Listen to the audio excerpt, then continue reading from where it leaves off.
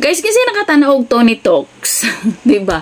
Kung nakakita mo sa Tony Talks, guys, grabe nice kaayo ang ihang episode atong yaging adlaw. Kani si Engineer Daniel Kisaot na taga Bukidnon. Kay very inspiring story jud ang iya. Grabe jud.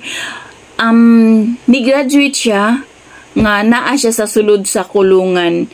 So, tanawa ninyo ang full na episode sa Tony Talks. Grabe, makahilak ka sa iyang story gyud. Grabe jud. So kani short clip lang ang atong gikuha kay copyright unya ta. So pakita nato diri guys, kani siya. Kaning highlights lang, no, ang highlights lang. Dara, let's watch. Sabi pa nga ng mga kasama ko, Dan, kung pwede lang yung kaso mo, hati-hatiin namin, ipatong sa amin, makalaya ka lang. Gawin namin kasi may future ka pa, may potential ka pa, kami wala na. So po, isa po akong math wizard po sa department po ng EE sa electrical engineering po. Siguro isa po yun sa nakatulong. Nanghihinayang din yung university sa potential yes, mo. Po. At saka yung 6 months na lang, engineer ka na. Opo. Ang naging setup at arrangement lang po is yung mga lecture notes po na binibigay ng mga klase ko. Kasi iba din yung suporta yung mga klase ko, ma'am.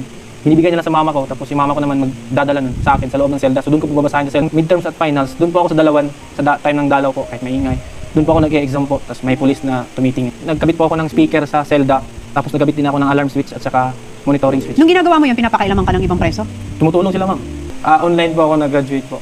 Connect ng warden yung phone niya sa speaker, tsaka kasi tatawagin yung pangalan sa Facebook Live. Daniel Villamor Kisaot, Bachelor of Science in Electrical Engineering. Para magigiba yung selda. Oh! Nagsigawan lahat? Proud sila po eh. Oh, di ba guys? Grabe no. Nice kayo ang iyang story. So daghan kaayo karon ang nag-request na manghinaot sila no nga mahimuan bitaw MMK ba or kaya movie kasi nindot jud kay iyang story, maka-inspired no. Kani sa mga new generation karon dapat mailahaning makita para kuan jud siya kanang nindot siya kuhaan og kani bitong pagtulunan sa mga kabatan-unan karon. Nice kaayo unya ang makatawa ka sa comment section kay ngano ginapangita nila ang ex. So di na siguro nato pangitaon kay naka-move on na silang lahat. O isa pa nakagawas na unya. Grabe, upat ka licensure ang iyang napasa. Unya pag interview niya sa kay Tony didto anang buntag ning graduate siya sa iyang pagka-masteral. Unya ni diretso na lang siya kay Tony Gonzaga kay interviewon man sad siya. Nung nakurat si Tony kay dala-dala niya iyang tuga padulong kay Tony Gonzaga nga show.